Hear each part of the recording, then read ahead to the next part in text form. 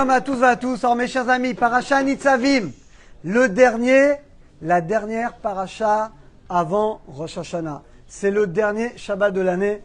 Et vous devez savoir que le dernier Shabbat de l'année, il n'est pas comme les autres. C'est un Shabbat où vous pouvez d'abord réparer tous les Shabbats de l'année. C'est un Shabbat, tout va d'après la fin et tout va d'après le début. Donc le dernier Shabbat de l'année, il est très très saint.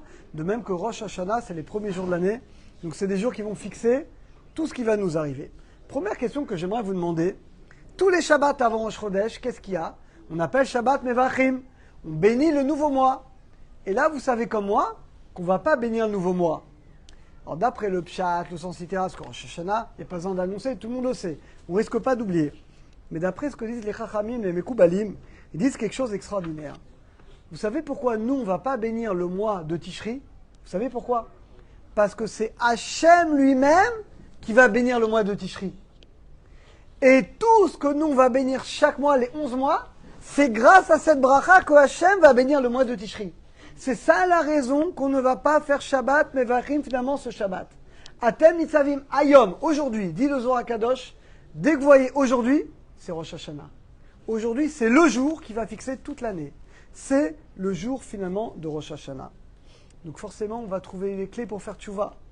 D'ailleurs, le passou qui dit Arisha Glomira, un lion qui rugit, qui va pas avoir peur. Arié, c'est les 4 moments forts de l'année. Arié, ça s'écrit avec Aleph. Aleph, c'est Elul. Resh, c'est Rosh Hashanah. Yud, c'est Yom Kippourim. Et He, c'est Hoshana Rabbah. C'est les 4 moments clés dans l'année. On doit ressentir la crainte d'Hachem, le jugement d'Akadosh Baruch Hu. Alors, mes chers amis, il y a une clé. La clé, elle est écrite dans notre parasha Nitzavim pour qu'on ait le mérite de faire tchouva comme il faut durant ce Shabbat et durant toute l'année Bezrat Hashem. Kikarav Elecha Davar. La Torah parle de la tchouva d'après Nachmanide. Car la tchouva et la Torah d'après Rashi, elle est proche de toi. Beficha ou bilvavecha la soto. Elle est dans ta bouche et elle est dans ton cœur pour le faire. Il dit le Rav Yoram Abergel. On voit que dans ce verset, il y a les 3 dimensions sur quoi on doit faire tchouva. Alors quand on dit beficha dans ta bouche, c'est la parole. Bilvavecha dans ton cœur, c'est les pensées. Et là, soto de faire, c'est dans tes actes.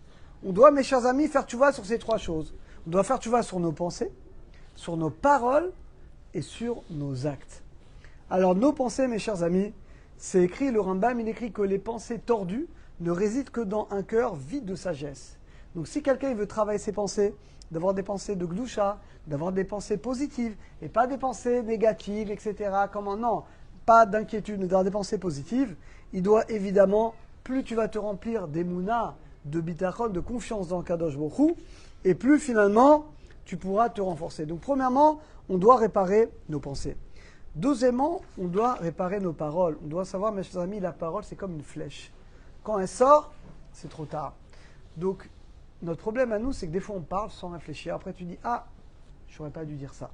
Donc, tais-toi. Avec ta bouche, ne critique aucun juif.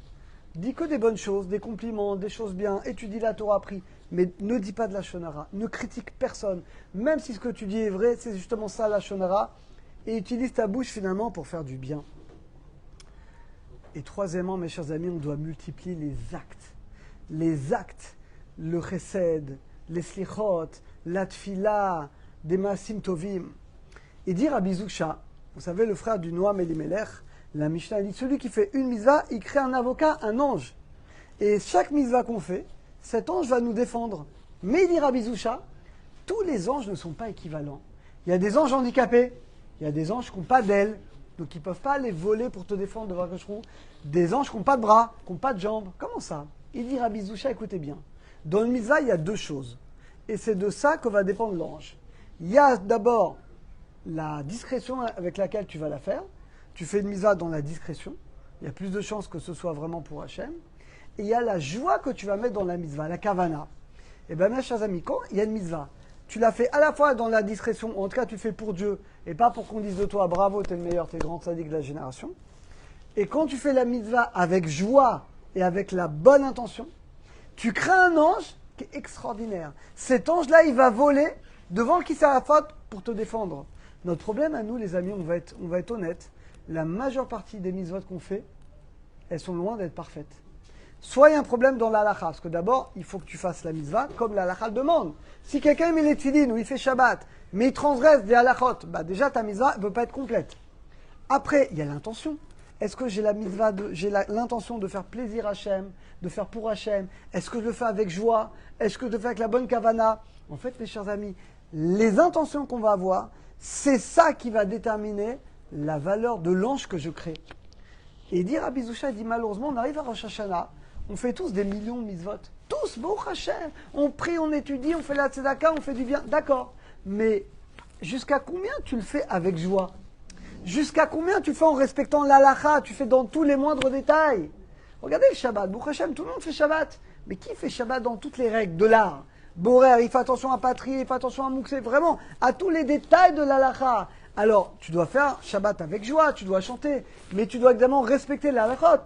Si te manque un des deux, ta mitzvah, elle n'est pas entière. Donc ton ange de Shabbat, il n'est pas complet. Mes chers amis, on doit faire tchouva plus sur la qualité de nos mitzvot que la quantité. Bon, Hachem, on fait tous beaucoup de mitzvot, mais on doit réfléchir. Est-ce que ma mitzvah, je la fais bien? Est-ce que je la fais avec joie? Est-ce que je la fais avec la kavana, l'intention? Est-ce que je la fais avec le respect des lois qui concernent? Eh bien, mes chers amis, c'est ça finalement. La tchouva qu'on doit faire, mes chers amis, on doit faire tchouva sur nos pensées, on doit faire tchouva sur nos paroles, sur nos actes. Mais on doit surtout réfléchir à la qualité de nos mitzvot. C'est ça qui dit le pasuk. Beficha ou bilvavecha la soto. La Torah ou la tchouva, elle est dans ta bouche, dans tes paroles. Elle est dans ton cœur, dans tes pensées, et elle est dans tes actes, que tous les jours.